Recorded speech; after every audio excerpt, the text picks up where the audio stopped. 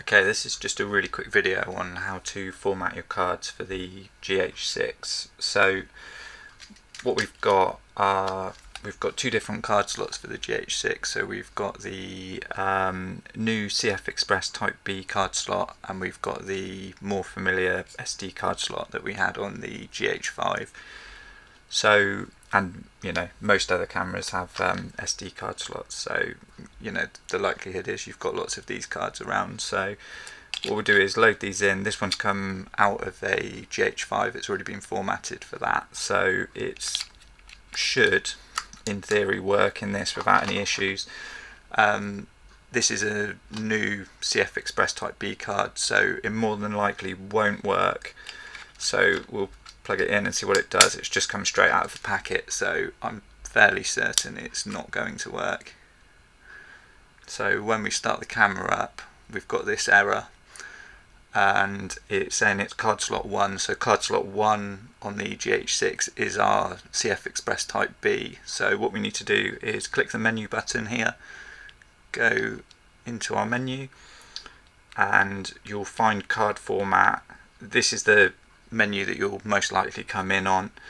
If you drop it down a few into the spanner, so it's the fourth one down, and then come over into card format, you need to click onto that, and then because we've got an SD card and a CF Express card loaded in, what we'll need to do is pick the card we want to format, and for us it was saying that the card slot 1 was the one that had the issue, so we click into card slot 1, and then it gives us the option to either do a full format or a low level format.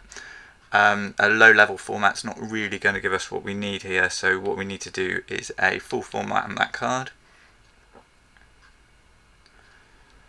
and then it's come into no errors now, so we can kind of go as we need to, and we can hit record, and it's quite happily recording.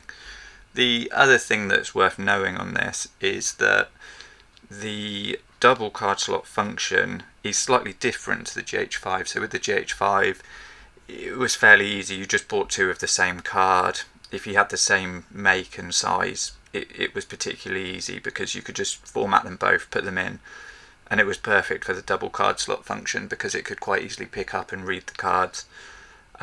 With this, we've got a slightly different setup where the CF Express Type B can actually record modes that the SD card can't.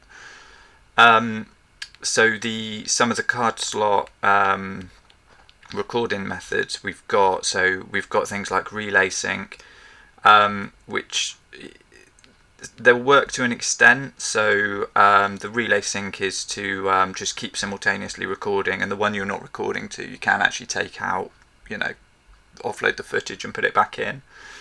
And things like backup recording, so just recording straight to two cards as you go in.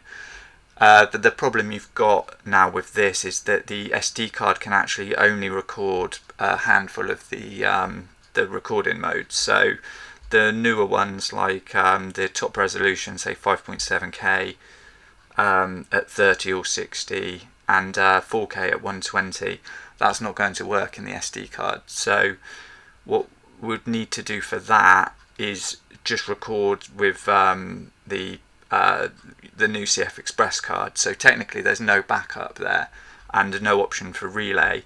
But what Panasonic have said, and it's not fully confirmed what's happening with it, but what they've kind of said is that they'll be extending the USB port on this. So you can see on the side it's got a USB-C.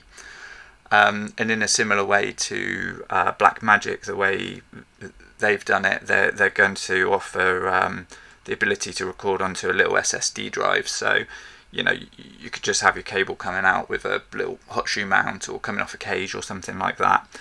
And an SSD really is going to have sort of full capability to do almost anything. So that with the CF Express Type B, I'm hoping, like I say, this isn't confirmed, but I'm hoping that they will bring these modes into line with those. So actually we will get backup recording for 5.7, and we'll have you know, all of these modes back. Like backup recording I find really useful, so I'm hoping that's brought in that firmware update, but that's one to kind of wait and see. But hopefully that's been useful, and you know, you're ready to get shooting now.